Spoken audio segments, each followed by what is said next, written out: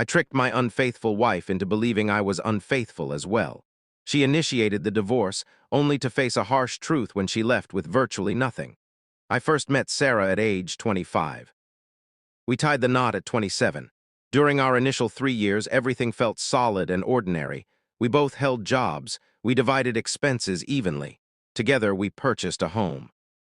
That property stood out as the major investment I made. I covered the entire down payment, $62,000, using funds I'd saved long before we ever crossed paths. I added her name to the deed at her request without hesitation. After all, that's what husbands and wives do. By the 4th year, subtle shifts began appearing. Sarah landed a fresh position in advertising. Extended office hours, frequent business trips, frequent evenings socializing with colleagues. At first, I brushed it off. Then her phone began resting screen down whenever placed on surfaces. Soon, she added a passcode. Late-night messages arrived around 1 a.m. A supposed company retreat appeared nowhere on her work schedule when I quietly verified. I avoided prying or raising my voice. Instead, I quietly engaged a private detective. In under 2 weeks, he gathered comprehensive proof. The other man was named Ryan. He was employed at the same firm. Records included hotel stays, restaurant outings, message exchanges, everything carefully logged. Clear images captured them exiting the identical hotel on 3 different dates. I held onto those details for a full month. I kept silent. My routine stayed exactly the same. I smiled across the dinner table, inquired about her workday, gave her a goodnight kiss. Inside, I burned with the urge to explode each time, yet I restrained myself completely. I began crafting a careful strategy.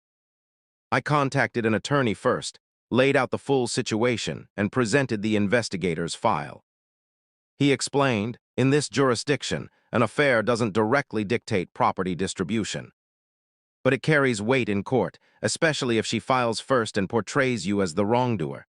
He highlighted something crucial, demonstrating that the house down payment originated solely from my pre-marriage savings would allow me to reclaim that amount outside the standard division. I gathered every bank record spanning 2016 through 2020. Each transaction, each deposit formed an unbroken chain, proving the $62,000 belonged to me prior to our wedding. My attorney secured that evidence firmly. Next, I laid the groundwork for the deception. Deliberately, I altered my habits. I purchased an additional phone and casually left it in my coat pocket where she would notice. I secured it with a code. I began leaving the house 2 or 3 evenings weekly, returning late, claiming time spent with buddies. I'd walk outside for pretend conversations. I'd type messages to no one and grin at the display while she observed nearby. In reality, I did nothing at all.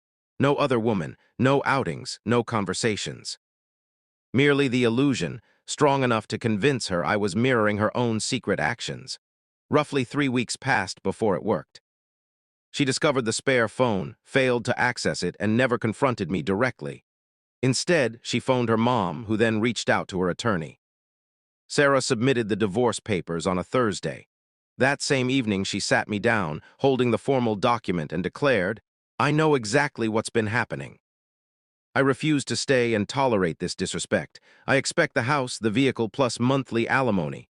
I met her gaze and simply replied, "Fine." That response caught her off guard. She had braced for resistance. I merely agreed calmly and mentioned my attorney would handle contact.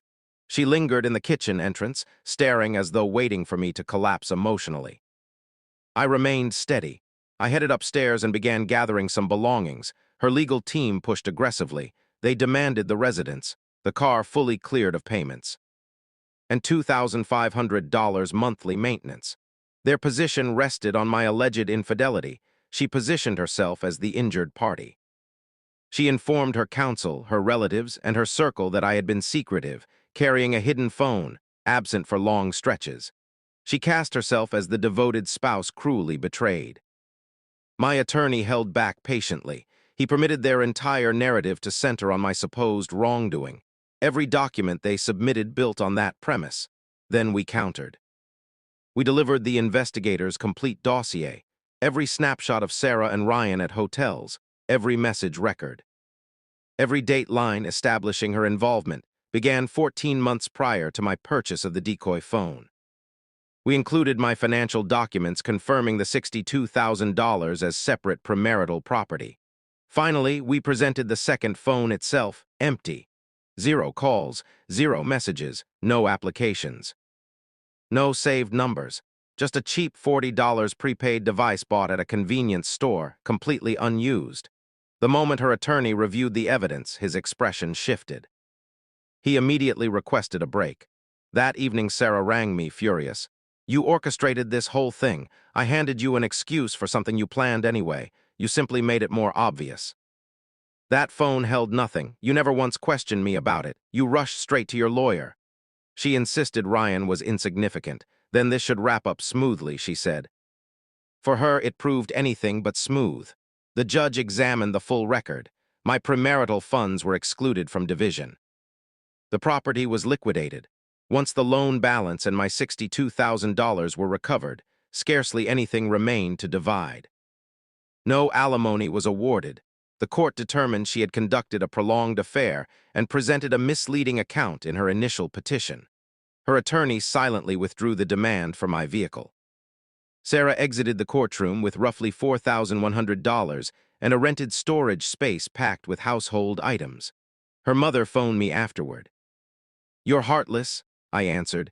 "Your daughter carried on an affair for 14 months and attempted to claim my house. All I did was purchase a phone."